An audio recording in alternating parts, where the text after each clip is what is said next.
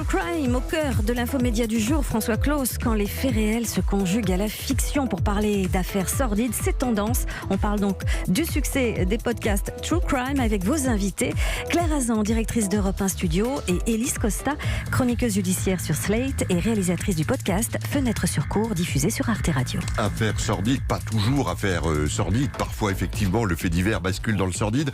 Est-ce qu'il n'y a pas malgré tout, Claire Hazan, une volonté d'aller chercher, on va dire dans la part un petit peu voyeuriste de tout auditeur? Est-ce qu'on n'est pas sur cette frontière un petit peu dangereuse?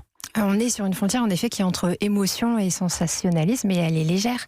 Dans le podcast que nous on a conduit là, mon client et moi, en fait ce qu'il ne faut pas oublier, c'est que ça a la forme d'un récit, mais derrière c'est un travail journalistique de fond qui repose sur ces principes-là de vérification des faits, recouper les informations, et c'est ça qui nous guide. Et c'est également ce qu'on disait tout à l'heure, c'est-à-dire c'est quoi l'histoire qu'on raconte? Est-ce que c'est du pur divertissement, ou est-ce qu'on a un autre fil conducteur qui est de raconter autre chose sur le système judiciaire et la réalité de la justice? Et si on s'en tient à ce fil-là, on peut à peu près s'assurer d'être du bon côté de la ligne. Élise Costa, vous confirmez, on part d'abord, en tout cas en France en ce moment, des faits pour ensuite faire un récit, et ce n'est pas forcément d'aller faire du sensationnalisme, dur à dire en radio, aller de bas étage.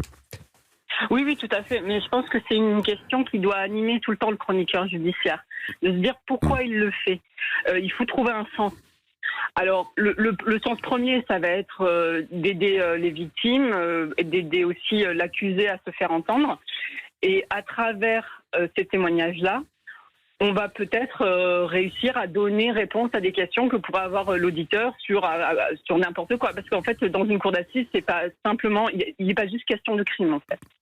C'est une forme de théâtre social aussi, et qui s'inscrit, Claire Hazan, dans une longue histoire, celle des feuilletons de la presse du 19e, la grande littérature noire américaine. On pense à Truman Capote de Sang-Froid, James Ellroy, qui a été repris par le cinéma, par les séries, et finalement le podcast radiophonique est aujourd'hui, s'inscrit dans cette ligne historique. Ouais, il s'inscrit, et en même temps il en bouscule un peu les codes, parce que ce qui caractérise le podcast, c'est une liberté totale de format, que ce soit dans le ton, dans la posture de narration, dans la longueur, et du coup ça permet d'explorer différentes formes, soit de proposer un regard particulier, je pense, comme ce que fait Élise, soit d'être dans des enquêtes en temps réel aussi. C'est le cas de Serial, le podcast américain dont on parlait. Il y a eu 1000 degrés en France.